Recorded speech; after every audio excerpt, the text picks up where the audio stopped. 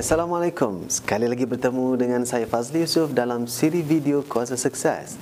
Dan kali ini saya nak berkongsi dengan anda satu konsep yang sangat menarik dalam psikologi manusia ataupun psikologi kejayaan, iaitu kita perlu memahami satu perkara yang ada dalam diri kita, iaitu dinamakan sebagai belief system ataupun sistem kepercayaan. So, apakah itu sistem kepercayaan? Ialah satu perkara yang kita kukuh, yang berada dalam fikiran kita, dalam jiwa kita, dalam hati kita, yang kita percaya itu satu benar. Dan apabila kita percayai satu kebenaran, maka tubuh kita akan mentaati perkara tersebut. Minda kita apabila dia mempercayai sesuatu itu benar, maka tubuh kita akan mempercayai perkara tersebut. Dan untuk ini saya nak mulakan satu cerita yang menarik. Pada 6 Mei 1954, ini merupakan satu tarikh yang sungguh bermakna dalam dunia atlet, iaitu pada sebelum tarikh ini semua orang percaya bahawa manusia tidak boleh berlari kurang daripada 4 minit untuk satu batu, 1 mile. Tak ada orang yang boleh berlari untuk jarak satu batu kurang daripada 4 minit. Sebelum tarikh tersebut, semua orang mempercayai prinsip ini ataupun teori ini.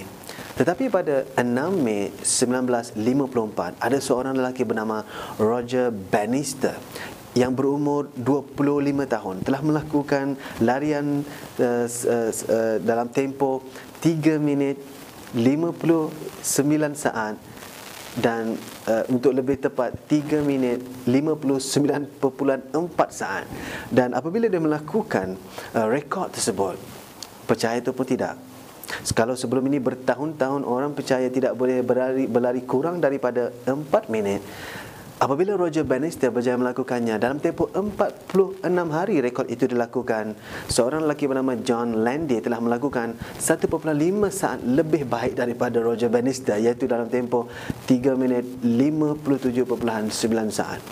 Jadi apa yang saya nak berkongsi dengan anda ialah, apabila kita percaya satu prinsip, dan saya percaya di kalangan kita, di kalangan keluarga kita, di kalangan masyarakat kita, di kalangan bangsa kita, kita ada kepercayaan tertentu tentang keluarga, tentang anak-anak, tentang akademik, tentang sekolah, tentang kesihatan, tentang kewangan, tentang perniagaan, tentang apa saja.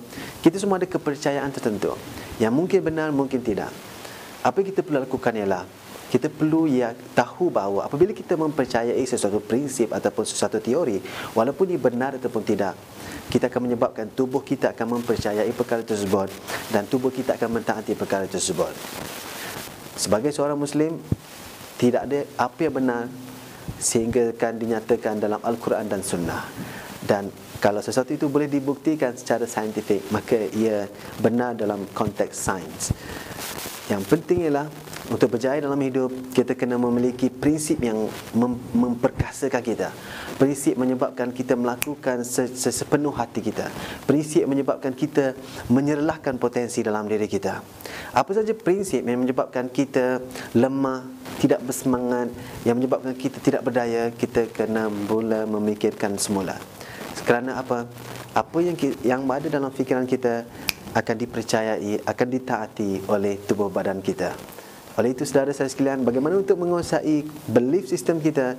Teruskan bersama video Kuasa Sukses. Saya akan berkongsi dan membongkarkan rahsia dan kaedah untuk memprogramkan otak kita supaya kita sentiasa ada prinsip yang luar biasa.